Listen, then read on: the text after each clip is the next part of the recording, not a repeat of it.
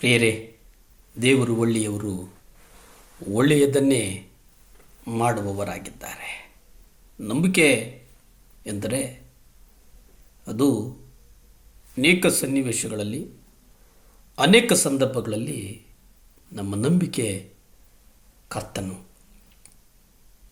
ನಂಬಿಕೆ ಅಂದರೆ ಮಾನವನ ವ್ಯಕ್ತಿತ್ವವು ದೇವರ ಮೇಲೆ ಆತುಕೊಳ್ಳುವುದು, ಆತನ ಪರಿಪೂರ್ಣ ಪ್ರೀತಿ, ಪರಿಪೂರ್ಣ ಬಲ ಮತ್ತು ಪರಿಪೂರ್ಣ ಜ್ಞಾನದ ಮೇಲೆ ನಾವು ವಿಶ್ವಾಸವನ್ನು ಇಡುವುದು. ಯೆಶಾಯ ಪತ್ರಿಕೆಗಳಲ್ಲಿ ಯೆಶಾಯ ಅಧ್ಯಾಯ 55:8-9 ನಾವು ನೋಡುವುದಾದರೆ, ಇಲ್ಲಿ ದೇವರು ಭಾಳ ಸ್ಪಷ್ಟವಾಗಿ ಹೇಳ್ತಾರೆ, ನನ್ನ ಆಲೋಚನೆಗಳು ನಿಮ್ಮ ಆಲೋಚನೆಗಳಲ್ಲ, ನಿಮ್ಮ ಮಾರ್ಗಗಳು ನನ್ನ ಮಾರ್ಗಗಳಲ್ಲ.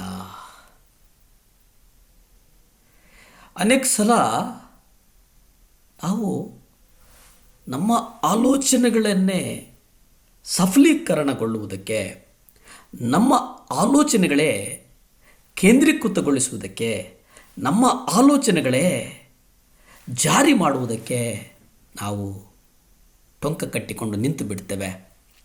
ಆದರೆ ಇಲ್ಲಿ ವಾಕ್ಯದಲ್ಲಿ ಹೇಳುವುದೇನೆಂದರೆ, ನನ್ನ ಆಲೋಚನೆಗಳು ನಿಮ್ಮ ಆಲೋಚನೆಗಳಲ್ಲ. ಇಲ್ಲಿ ಗಮನಿಸಿ ಪ್ರಿಯರೇ, ಆಲೋಚನೆಗಳ ಜೊತೆಗೆ ನಿಮ್ಮ ಮಾರ್ಗಗಳು ನನ್ನ ಮಾರ್ಗಗಳಲ್ಲ, ನಿಮ್ಮ ಮಾರ್ಗಗಳು ನನ್ನ ಮಾರ್ಗಗಳಲ್ಲ ಎಂಬುದಾಗಿ ಇಲ್ಲಿ ನಾವು ನೋಡುತ್ತೇವೆ. ಅದರ ಜೊತೆಗೆ ಭೂಮಿಯ ಮೇಲೆ ಆಕಾಶವು ಎಷ್ಟು ಉನ್ನತವೋ ನಿಮ್ಮ ಮಾರ್ಗಗಳಿಗಿಂತ ನನ್ನ ಮಾರ್ಗಗಳು, ನಿಮ್ಮ ಆಲೋಚನೆಗಳಿಗಿಂತ ನನ್ನ ಆಲೋಚನೆಗಳು ಅಷ್ಟು ಉನ್ನತವಾಗಿವೆ. ಪ್ರಿಯರೇ, ಕರ್ತನ ಆಲೋಚನೆಗಳು ಅನುಗುಣವಾಗಿ ನಾವು ನಡೆದಾಗ ನಾವು ಅದ್ಭುತವನ್ನು ಕಾಣುತ್ತೇವೆ. ಅನೇಕ ಸಾರಿ ನಾವು ಆತನು ನಡೆಸುವಂಥ ಕಾರ್ಯಗಳನ್ನು, ಆತನು ನಮ್ಮನ್ನು ಆ ಕಾರ್ಯಗಳ ಮೂಲಕ ನಿಯಂತ್ರಿಸುವುದನ್ನು ನಾವು ಅರ್ಥ ಮಾಡಿಕೊಳ್ಳುವುದಕ್ಕೆ ಸಾಧ್ಯ ಇಲ್ಲ. ಆತನ ಮಾರ್ಗಗಳು ನಮ್ಮ ಮಾರ್ಗಗಳಲ್ಲ. ಯಾಕೆಂದರೆ ನಮ್ಮ ಯೋಚನೆಯ ಲಹರಿಗಳಲ್ಲಿ ನಾವು ಯೋಚನೆ ಮಾಡಿ ಇದನ್ನು ಕೊಡು ದೇವರೆಂಬುದಾಗಿ ಪ್ರಾರ್ಥಿಸ್ತೇವೆ. ಕೆಲವು ಪ್ರಾರ್ಥನೆಗಳು ಅತಿ ಬೇಗ ಉತ್ತರಗಳು ಬರ್ತವೆ, ಕೆಲವು ಪ್ರಾರ್ಥನೆಗಳಿಗೆ ಉತ್ತರಗಳು ತಡ ಆಗ್ತವೆ. ಇನ್ನು ಪ್ರಾರ್ಥನೆಗಳು 5 ವರ್ಷ 10 ವರ್ಷ ಅದು ಸಮಯವನ್ನು ತೆಗೆದುಕೊಳ್ಳುತ್ತದೆ. ಹೀಗೆ ಈ ಸಮಯವನ್ನು ತೆಗೆದುಕೊಳ್ಳುವಂಥ ಪ್ರಾರ್ಥನೆಗಳು ಅಥವಾ ಆಲೋಚನೆಗಳು ಅವು ನಮ್ಮ ಆಲೋಚನೆಗಳು ಎಂಬುದನ್ನು ನಾವು ಗಂಭೀರವಾಗಿ ಯೋಚಿಸಬೇಕಾಗ್ತದೆ. ಒಂದು ಸಣ್ಣ ಮಗು ತನ್ನ ತಂದೆಯ ಎಲ್ಲ ಮಾರ್ಗಗಳನ್ನು ಹೇಗೆ ಅರ್ಥ ಮಾಡಿಕೊಳ್ಳುವುದಕ್ಕೆ ಸಾಧ್ಯವಾಗುವುದಿಲ್ಲವೋ, ಅದೇ ರೀತಿ ನಾವು ದೇವರ ಎಲ್ಲ ಮಾರ್ಗಗಳನ್ನು ಅರ್ಥ ಮಾಡಿಕೊಳ್ಳಲು ಆಗದೇ ಇರುವುದರಲ್ಲಿ ನಾವು ಆಶ್ಚರ್ಯವನ್ನು ಪಡಬೇಕಾಗಿಲ್ಲ.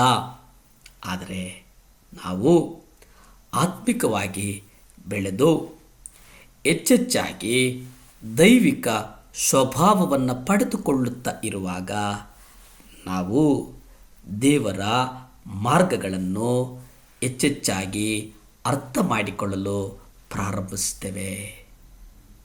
ಅದು ಬಹಳ ಮುಖ್ಯ. ಹಾಗಾಗಿ ದೇವರ ಚಿತ್ತದಲ್ಲಿ ನಾವಿರೋಣ, ದೇವರ ಸ್ವರಕ್ಕಾಗಿ ನಾವು ಕಾಯೋಣ, ದೇವರ ಸ್ವರದ ಮೂಲಕ ನಾವು ನಡೆಯೋಣ, ಪ್ರಾರ್ಥಿಸಿಕೊಳ್ಳೋಣ. ಭೂಮಿ ಆಕಾಶಗಳನ್ನು ಉಂಟು ಮಾಡಿದಂಥ ಸರ್ವಶಕ್ತನಾದಂಥ ದೇವರ ಸ್ತೋತ್ರಪ್ಪ, ಒಪ್ಪಿಸಿಕೊಡ್ತಾನಯ್ಯ, ಸಹಾಯ ಮಾಡು ತಂದೆ. ಅಪ್ಪ, ವಿಶೇಷವಾಗಿ ಸ್ವಾಮಿ ಅಪ್ಪ, ಯೌವನಸ್ಥರ ನಿಮ್ಮ ಕರಗಳಿಗೆ ಒಪ್ಪಿಸಿ ಪ್ರಾರ್ಥಿಸ್ತೇವಪ್ಪ. ದೇವರೇ, ಆ ಯೌವನಸ್ಥರು ಸ್ವಾಮಿ ಈ ಲೋಕಾರೂಢಿಯಾಗಿ ಅವರು ಹೇಗೆ ನಡೀತಾ ಇದ್ದಾರೆ, ಏನು ಮಾಡ್ತಿದ್ದಾರೆ ಅನ್ನೋದನ್ನು ಅವರು ಮರೆತು ಈ ಲೋಕದ ಕೈಕಾರ್ಯಗಳಲ್ಲಿ ನಡೀತಾ ಇದ್ದಾರಪ್ಪ. ದೇವರೇ, ನಿಮ್ಮ ದಯೆ ಸಿಗಲಿ ಸ್ವಾಮಿ. ಅನೇಕರಿಗೆ ಬಲಗೈ ಮತ್ತು ಎಡಗೈನ ವ್ಯತ್ಯಾಸ ಗೊತ್ತಿಲ್ಲಪ್ಪ. ಆ ಮಕ್ಕಳ ಹೃದಯದಲ್ಲಿ ಮಾತನಾಡು, ತಂದೆ ತಾಯಿಗೆ ವಿಧೇಯರಾಗಿರುವ ಹಾಗೆ ಆ ಮಕ್ಕಳನ್ನು ನಡೆಸು. ಯೇಸುವಿನ ನಾಮದಲ್ಲಿ ಬೇಡಿ ಬಂದು ಆಶೀರ್ವಾದಗಳನ್ನು ಹೊಂದ್ಕೊಳ್ತಾ ಇದ್ದೀವಿ ಪರಮ ತಂದೆಯೇ. ಆಮೇನ್.